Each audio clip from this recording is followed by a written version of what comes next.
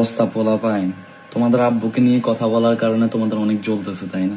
না, এটা খারাপ না, এটা ভালোই, আই লাইক ইট। কারণ তোমরা একটা মানুষকে সাপোর্ট করো। বিশ্বাস করবেন না ভাই, এই হালারাই আগের বছর এই সেম স্ট্যাটাস দিছিল, তার আগের বছরও সেম স্ট্যাটাস দিছিল, তার আগের বছরও সেম স্ট্যাটাসই দিছিল।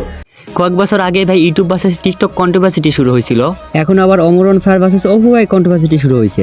অপু ভাই যে কিনা নিজের নামের পাশে ভাই লাগাইছে, কারণ আমাদের বাংলাদেশে অপু বিশ্বাস নামে একটা জনপ্রিয় নায়িকা আগে থেকেই আছে, ওই জন্য তার নামের পাশে ভাই লাগাইছে যাতে মানুষ বুঝতে পারে সে মেয়ে না, আসলে একটা ছেলে। ভাই এগুলো টিকটকারে এমন হয় কেন আমি বুঝি না ভাই। টিকটকার দেখো সবসময় দেখো যাইছে কন্ট্রোভার্সিটি ঢুকবে। যাই হোক ভাই, এরা টিকটকার ভাই, এদের থেকে আর কি আবার আশা করা যায়। চলো অপু ভাই অমরকে কি বলতেছে সেটা আগে দেখা যাক। এখন ঘটনাটা হইলো, আমি কেন তোমাদের আব্বুকে নিয়ে কথা বললাম হঠাৎ করে?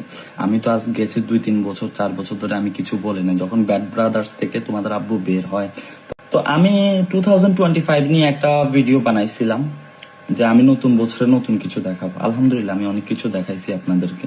হ্যাঁ, অপু ভাই আমাদেরকে অনেক কিছু দেখাইছে, যেমন কিভাবে বিয়ে ছাড়া মেয়ে নিয়ে রাস্তায় ঘুরতে হয় আর কিভাবে টাকা পয়সা খাইতে হয়। আচ্ছা, আমার মাথায় খালি একটা প্রশ্নে খালি ঘুরপাক খায়, ঠিক আছে? এই অপু ভাই মানে দুবাই যায়, সে কি চাকরিটাই না করে যার জন্য সে এত টাকা পায় মাসে মাসে, আর সে একটা সামান্য রিলসের জন্য সে লাখ লাখ টাকা খরচ করে, আবার সেটা শো অফ করার জন্য আমাদেরকে বলতে হচ্ছে। তুমি কি ভাবছো আমরা কিছু বুঝি না? ভাই আমরা সবই বুঝি, ঠিক আছে? তোমার টাকা যে কোন দিক থেকে আসতেছে আমরা ভালোভাবে জানি। এখন আসল কাহিনীটা তোমাদেরকে আমি বলি, ঠিক আছে? ওমর ভাই একটা রিলসে বলছিল যে এরা প্রত্যেক বছরই বলে আমি পাল্টাবো, আমি চেঞ্জ হবো, কিন্তু ওরা পরবর্তী যা হয় না। কিন্তু সেই ভিডিওতে ওমর ভাই কাউকে মেনশন করে বলে না, এই কথাটা ডিরেক্ট বলে নাই। কিন্তু এই টিকটকার নিজের গায়ে হুদাহুদি মাইখা বসে আছে। আর অন্য অন্য ইউটিউবারের ভিডিও যদি তুমি দেখো তাহলে ওখানে বলবে ওরা অমর ভাই রিপ্লাই দিছে, অমর ভাই রিপ্লাই দিছে, কিন্তু আসলে ওটা না ভাই, অমর ভাই কোনো রিপ্লাই দেয় নাই। আর ভাই অমর ভাইয়ের কাছে এগুলো সময় নাই ভাই, এগুলো রিপ্লাই দেওয়া মানে টিকটকের রিপ্লাই দেওয়ার মতন সময় নেই অমর ভাইয়ের কাছে। এখন তোমরা যদি বলো ভাই এই দুজনের ভিতরে আমি কাকে সাপোর্ট করতেছি, তো আমি বলবো এই দুজনের ভিতরে আমি আমাকে সাপোর্ট করছি। আমার তো কাজ ভাই খালি এগুলো কন্ট্রোভার্সিটি দেখে খালি মজা নেওয়া ভাই, আমার এগুলো দেখে কোনো ইয়ে নেই। আর হ্যাঁ, যে ভিত্তিহীন কথা বলতেছে তাকে বাস দেওয়ারও কাজ আছে আমার,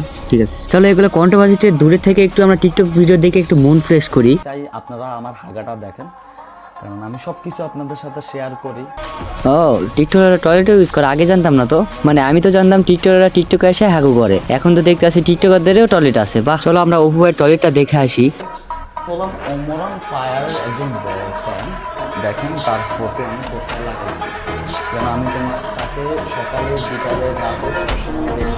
মানে ভাই কি বলবো ভাই, মানে অপু ভাইকে ভাই আমি একটা কথাই বলতে চাই, সে যেন বাংলাদেশে না আসে। মানে আমি বলতেছি না, আমি কোনো ঠেট দিতেছি না, কিন্তু আমি বলতেছি ভাই বাংলাদেশে সে যদি আসে ভাই তার কপালে দুঃখ আছে। এই কথাটা কিন্তু আমি বলতেছি না, ঠিক আছে? এই কথাটা কিন্তু আমার মনে হইতেছে। আর ভাই ইদানিং সে অমর ভাইকে নিয়ে যা শুরু করছে ভাই, আমি জানি ভাই অমর ভাই এখানে মাথা ঘামাবে না। বাংলাদেশে যদি অপু ভাই যদি কেউ পায়, ঠিক আছে, মানে অমর অন ফায়ারের অডিয়েন্স যদি পায়, তাহলে কি হবে জানো? তাহলে আমি একটা নতুন কন্টেন্ট পেয়ে যাবো, অপু ভাই ম্যাট খাবার, সেটা নিয়ে আমি ভিডিও বানাবো, আর আমার ভিডিওতে ভিউজ আসবে অনেক। তাই জন্য আমি অপু ভাইকে বলবো সে যেন তাড়াতাড়ি বাংলাদেশে চলে আসে আর আমাকে একটা কন্টেন্ট উপহার দেয়।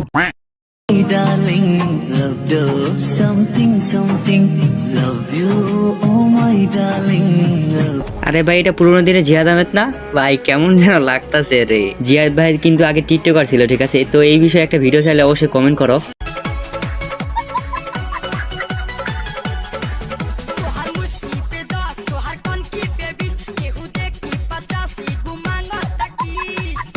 একটা ভালো কথা তোমাদেরকে সাজেস্ট করি ভাই, এই মেয়েদের সাথে কখনো মার্কেটে যেও না ভাই, না হলে ভাই সব পিঙ্ক কালার জিনিস নিয়ে চলে আসা লাগবো। তো আমার একটা ফ্রেন্ড আছে বুঝছো, সে তার গার্লফ্রেন্ড নিয়ে মার্কেট করতে গেছিল, মানে ঈদের মার্কেট করতে গেছিল আর কি। তারপরে ঈদের দিনে যেগুলো ড্রেস কিনে নিয়ে আসছিল সেগুলো ড্রেসও পরছে, ঠিক আছে? তো পরার পরে আমি দেখতে ভাই জুতার থেকে শুরু করে ভাই শার্ট পর্যন্ত ভাই সব পিঙ্ক কালারের। মানে ও রাস্তাতে যাইতেছে আর সবাই হাসতেছে ভাই এর উপর। ভাই আমি তোমাদের আগে থেকে বলে রাখি ভাই, জীবনে মাইয়া নিয়ে শপিং করতে যাবা না। যাই হোক গাইস, এই ছিল আজকে ভিডিও। আশা করি ভিডিওটা ভালো লাগছে, আর ভিডিওটা ভালো লাগলে অবশ্যই লাইক এন্ড সাবস্ক্রাইব। তো তোমরা অনেকেই জানবা মিজানুর রহমান আজহারিকে নিয়ে কিন্তু অনেকেই খারাপ কথা বলতেছে, তো ওইটা নিয়ে আমি একটা ভিডিও বানাইছি, কে ভুল আর কে সঠিক। ডিসক্রিপশন বক্সে ওই লিঙ্কটা দেওয়া থাকবে, তোমরা চাইলে দেখে আসতে পারো। তো আজকের মতন বাই গাইস, দেখা হইতেছে নেক্সট ভিডিওতে।